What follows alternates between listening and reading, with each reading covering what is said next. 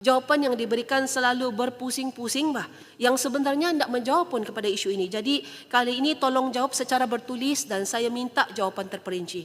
Saya tidak mau cakaplah berkenaan kerajaan persekutuan supaya menggugurkan rayuan yang telah dibuat. Sebab kalau saya tengok memang macam tidak mau kena kasih bah, tidak mau dibagi. Jadi tidak payah lagi pusing sana pusing sini bikin sakit hati.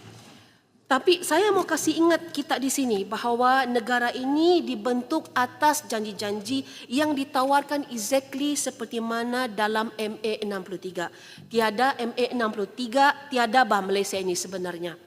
A right is not a favor to be granted at your convenience. It is an obligation to be honoured as promised.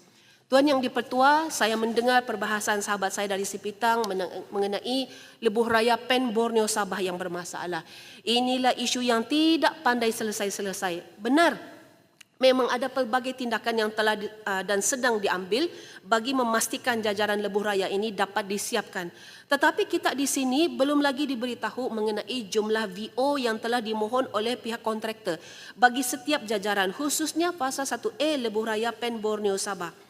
Perlu dinyatakan bagi setiap pakej kerja berapakah jumlah kos baru yang telah ditambah dan dibayar oleh kerajaan kepada kontraktor daripada mula-mula dibina pada tahun 2016 hinggalah pakej itu siap atau pakej yang belum siap.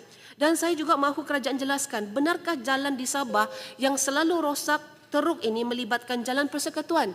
Kerana mengikut data 2024, jalan di negeri Sabah merangkumi 93.7% jalan raya Sabah berbanding jalan raya persekutuan, jalan persekutuan hanya 6.3%. Justru saya ingin tahu berapakah jumlah peruntukan penyelenggaraan jalan persekutuan dan jalan negeri yang diberikan setiap tahun dan adakah ianya mencukupi?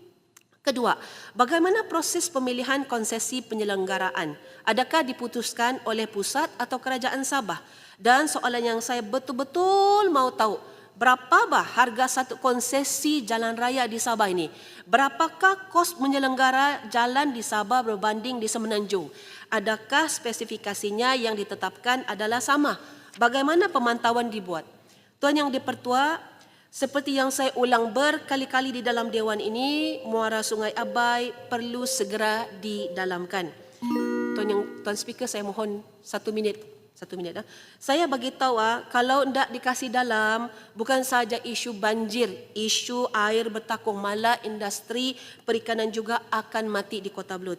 Banjir ini akan menyusahkan semua orang, bukan saja mangsa, tetapi juga pihak kerajaan sendiri, terutamanya di peringkat daerah. Setelah berkali-kali cakap perkara ini di Parlimen, sudah hantar surat, mesyuarat tak tahu berapa kali sudah. Akhirnya awal tahun ini saya dimaklumkan oleh JPS Kota Belud bahawa mendalamkan muara Abai ini adalah prioriti nombor 1 dalam peringkat negeri. Jadi saya pohon tolonglah kami di Kota Belud. JPS Persekutuan jangan lagi tangguh-tangguh. Begitu juga dengan tembok pemecah ombak untuk Mantanani dan juga Kampung Pantai Emas. Juga berterusan dengan isu projek terusan Kampung Piasau Sumpingon yang telah lama saya suarakan. Para petani daripada awal dijanjikan mereka boleh menanam sewaktu projek ini dibina, tetapi sebaliknya pula berlaku. Masuk hari ini sudah masuk 6 musim. Petani tidak dapat menanam gara-gara projek terusan yang dibuat untuk kawasan lain tetapi melalui kawasan sawah padi Sumpingon ini. Pada 22 Julai tahun 2024 saya sudah tulis surat kepada menteri bertanyakan kajian semula kepada projek yang saya lihat menjejaskan petani di kawasan itu. Saya sudah tulis surat, saya sudah mesyuarat dengan Ayada, saya sudah mesyuarat dengan JPS Kota Belud, JPS Sabah, petani, kontraktor. Sekarang ini siapa yang mau tanggung kawasan sawah padi yang sudah jadi hutan? Sedangkan petani selalu bertanya, bila kami boleh start menanam? Saya tidak peduli. Sekarang saya mahu kerajaan tanggung semua kos tambahan kepada projek ini. Sebab kalau tidak, projek ini tidak siap-siap. Dua-dua rugi. Petani Sumpingon rugi, projek itu pun rugi. Kamu yang startkan, jadi kamu kasih siaplah. Jangan kasih susah orang, bilang mahu tingkatkan hasil padi negara, bla bla bla. Saya mahu juga kerajaan untuk tanggung kos pembukaan sawah padi semula. Kesian itu petani. Tuan Yang di-Pertua, saya akan selalu berbahas setiap kali diberi peluang. Tetapi sampai satu tahap, saya berfikir apa guna berbahas sekiranya semua pandangan, terutamanya keperluan rakyat di bawah yang kita suarakan tidak didengar pun.